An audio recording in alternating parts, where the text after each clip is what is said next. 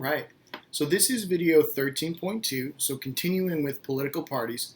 In the first one, I went over a large amount of vocabulary trying to talk about what political parties are, and then that three-headed monster of looking at the party as an organization, the party in the electorate, the party with the people, and then the party within the government. Whoever wins the different elections gets to control the government with their agenda. We're going to get into now more of the historical component of this and then the logistics behind why the United States has a two-party system.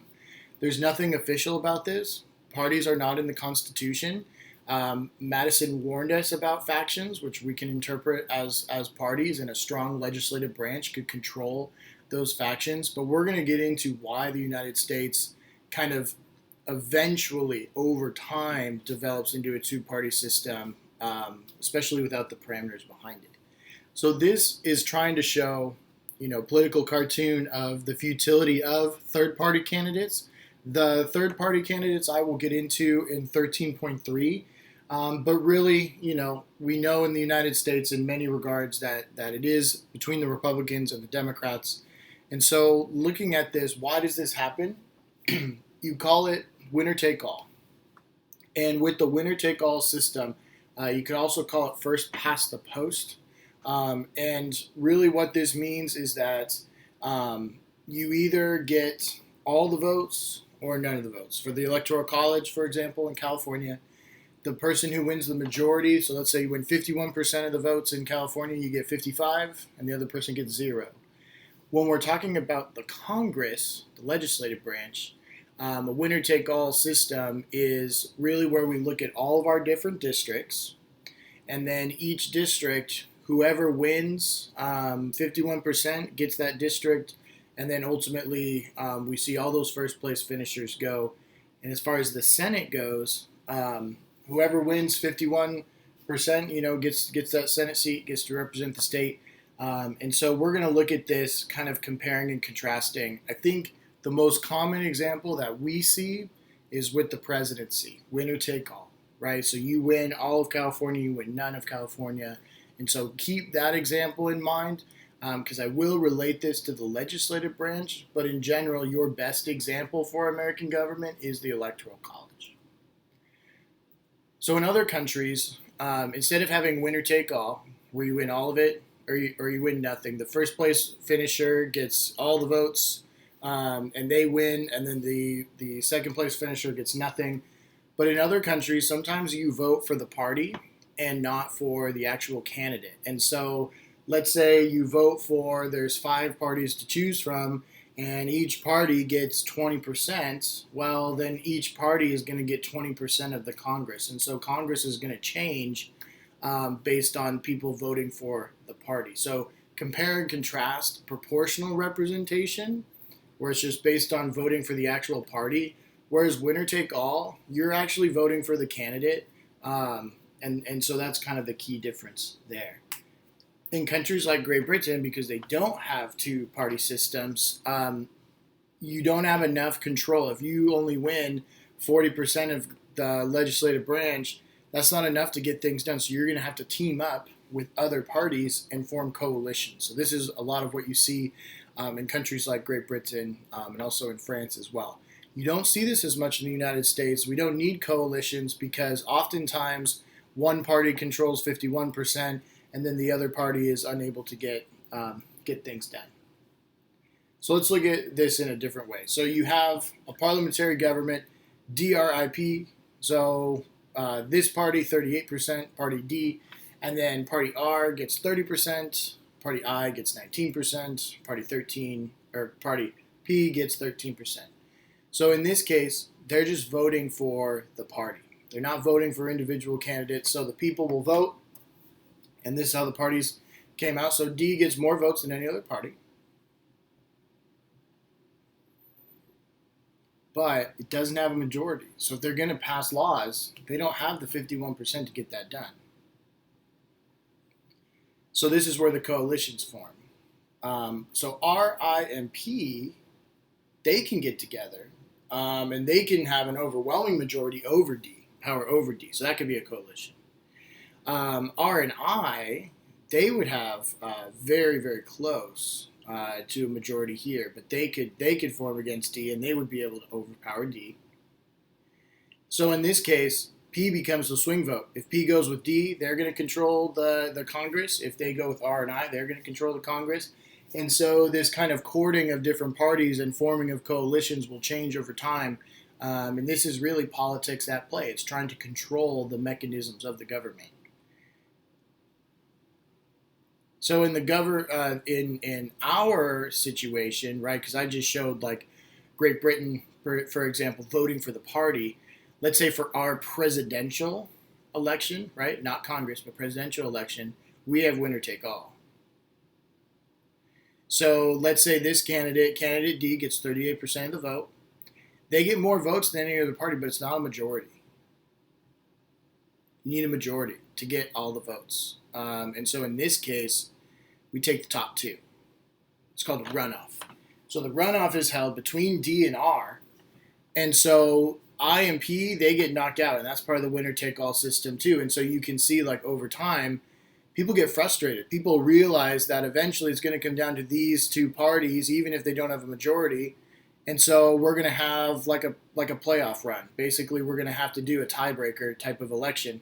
First election had all four. These guys didn't do so well. So now we're going to have a runoff between these two. D runs against R, and then whoever wins, must receive over 50% of the vote. And if they do, they're going to be the candidate. The other person gets nothing. I highly recommend checking out this video. The link is in the slide, as you can see. I will recommend it in class as well, but I think this does a great job of reviewing what I just talked about. I realize it's complex, and really what I want you to know is 1 to 2 reasons why we have a two-party system. The major reason I can tell you is that it's winner-take-all. We have a winner-take-all system, and especially with the presidency, the winner-take-all system over time, not instantaneously, over time, will foster a two-party system. Parties are not in the Constitution, and I think if you check out the video from the Animal Kingdom, this should give you a good idea and help you better understand why the United States has this two-party system. So looking at the party eras. So when we look at understanding we have this two-party system, what does this look like throughout our history? And so understanding a party era, it's not where a party wins all the election. No party in our history has really won all elections. And so when we're looking at, when I say all elections, I mean every 4 years, every 2 years, winning the presidency specifically. No one party has ever controlled an entire era of history, so think of it as the majority. Historical periods in which a majority of the votes cling to the party in power, and I will tell you each two-party system at the era in the United States, and then which one is the more dominant. One term we talk about with party eras, and this usually indicates a change in the party era. So moving from one party era to the next. And so a critical election is where we have a new coalition. Now, I use coalition as in groups of parties. Coalition also relates, a second definition of coalition are the people that vote for a party. So you would say the FDR coalition are those that vote for Democrats, and they include groups of individuals, including, African Americans, low socioeconomic level, farmers, Catholics, things like that. So those people are part of the FDR coalition. And so when we're looking at a critical election, it's where people who vote for one party and then totally ditch that party and vote for a different party, that's a critical election. And for that reason, we can't know if it's a critical election until after it happens. So I'll get into these as well, and I'll show you a couple of examples too. And then another just key term when we're talking about party eras is party realignment. And this is what you could, to use it in a sentence, is a critical election is where party realignment occurs. And so really what happens is people who vote Democrat in a critical election are now going to vote Republican. They've historically, let's say for 50 years, have voted Democrats, and then in 2020 they vote Republican, you would go back and say that is a critical election because new coalitions have formed. Those that have voted Democrats are now realigning to a new party. They are realigning to the Republican Party. And so these are just some terms that I'm going to use when I talk about each of the party eras, and so that's why I wanted to outline these terms. A couple examples. A little bit old, I know, but I think it does a good job of kind of contextualizing this. So John McCain, running in 2008, claims that Reagan put an end to the FDR coalition. So FDR coalition, which I'll get into more of too, were people who had never been on the same page, never voted for the same party, and when FDR ran, they all voted for FDR. And so that would be 1932 is considered a critical election because people who had never voted Democrat now vote Democrat, and we call them the FDR coalition. But what is John McCain saying here? Reagan put an end to the FDR coalition. So what he's saying is what we had is college-educated white males tended to vote Democrats, but then they voted for Reagan in 1980. So that was kind of a weird type of thing. But you wouldn't say 1980 is a true critical election, meaning that the white males who vote Democrat are now voting Republican for Reagan, because those college-educated white males eventually did go back to the Democratic Party. But to use this in a sentence, right, he's saying that McCain is saying that 1980 was a critical election, comparing it because of the other critical election that happened in 1932. And then here's Obama, running in 2008, says, I will put together a new majority that expands the Democratic Party's appeal. So in this regard, Obama is saying, let's take the FDR coalition, let's make it bigger. Let's include more people who have not necessarily ever voted Democrat, and let's bring them in, and let's ultimately appeal to as many people as we can. And the Democrats, especially, since I would say since the 1980s, really been trying to be much more inclusive of like newer Americans, quote unquote. So just trying to see like a new change here. 2008 was not a critical election. People who voted traditionally Democrat still voted Democrat. People who voted Republican traditionally still voted Republican. But just kind of using these as a couple of examples. So a couple of the eras here. So first era, Federalists, Anti-Federalists. And the Federalists, they want to ratify the Constitution, and really the presidency, they're really looking at this for the first three terms, meaning that the Federalists control really for the first three presidential terms. And then the other party of this, the Anti-Federalists, they're opposed to the strong national government. They were in favor of a Bill of Rights because it would protect states' rights. It would also protect your freedom from government intervention, known as civil liberties. So the Federalists are really the first political party, and then the Democrat-Republicans form in opposition to this. And so really it's Federalists and Anti-Federalists. And then once you get to Jefferson as president, the Federalists really maintain their faith in the Constitution. We can amend it, we can modify it, we can have a loose interpretation. And then you have the other side kind of morphing out of the Anti-Federalists. They kind of fade away. This new party, the Democratic Republicans, the Jeffersonians, they really stress this a strong union, but more on states' rights, a country of yeoman farmers. So the beginning of our nation is federalism versus anti-federalism. Anti-federalists fade away. Federalists are really the dominant control. And then the Democratic Republicans kind of oppose the Federalists. But you would say in general, in the first party system, the Federalists are the ones who control most of the government functions. The second era is the Jacksonian Democrats versus the Whigs. And so because you have like the United States growing to the south and to the west, and then increasing the population that can grow, can vote, as far as people not needing to own land.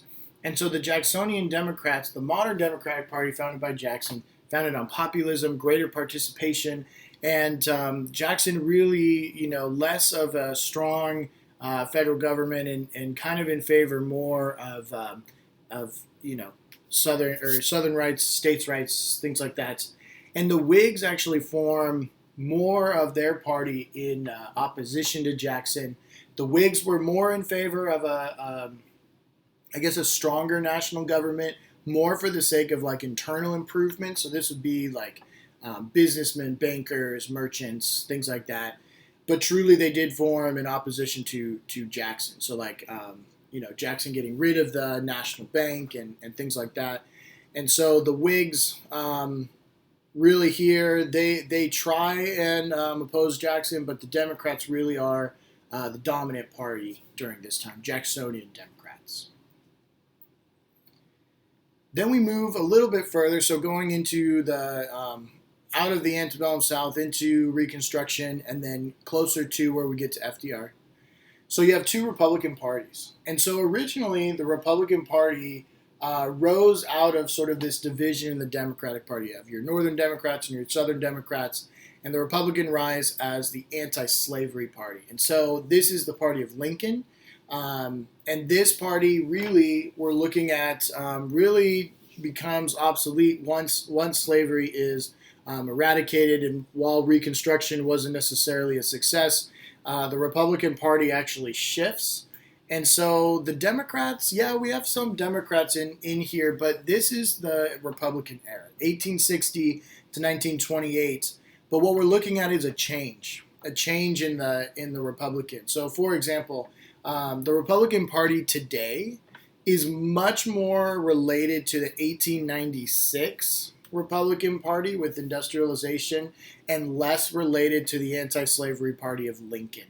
So when Republicans today compare themselves to Lincoln, that may not be the most direct comparison truly based on their policies, the rise of big business in the Gilded Era, and then you have the laissez-faire capitalism. I mean, really, the Republicans today are more of this Republican Party. So once we go into Reconstruction, things change a little bit. Hayes takes the troops out of the South, and then this is sort of the rise of big business here. So yes, there's Democrats in this era, Democrats versus Republicans, but we really see the Republicans evolve and control most of the elections here. Then 32 to 64. This is really where you see the dominant party be the Democratic Party. So moving out of Republican control, moving more to the Democratic ideals here.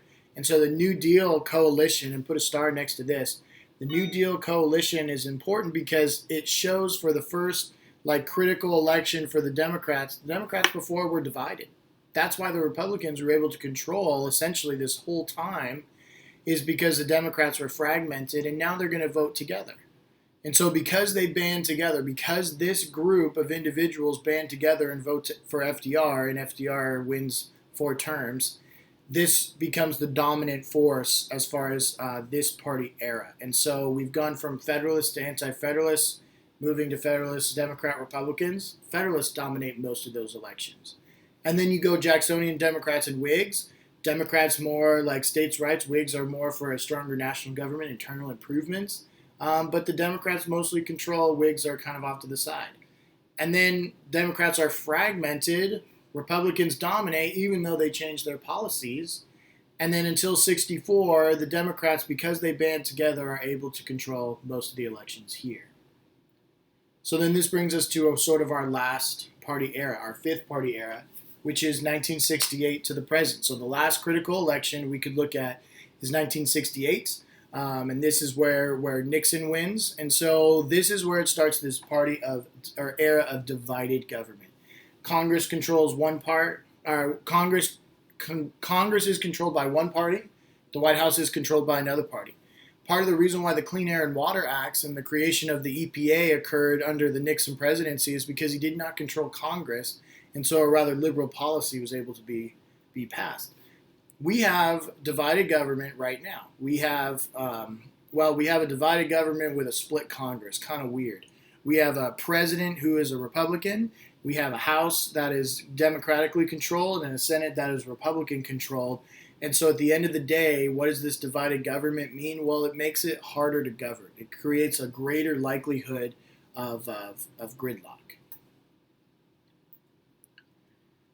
So one reason why we have divided government is based on this idea of party D alignment. I talked before about party realignment. That would be if you're a Republican and then you decide to vote Democrat for FDR in 1932. That would be party realignment. You move from one party to the other major party. De-alignment is where you basically decide you're not going to identify with any party. You perhaps could become independent. So if you are a Republican and then you decide you're going to become independent, this would be considered party de-alignment. So then when we have a two-party system that has been created over, our 200 years plus of history, it's difficult when people don't identify with the two major parties that control the processes of the government. And so ultimately, a lot of people now, they will be more indifferent, party neutrality, third party candidates for presidential election, things like that. And what we'll talk about in the next presentation is the Reform Party, which really is trying to take another look at this party de-alignment and perhaps take a look at the major agenda and see what it's missing. Highly recommend looking at this graphic. I think that this will really help you as far as preparing for this part of any type of exam. If it's going to talk about party eras, I think that this can really add to your notes.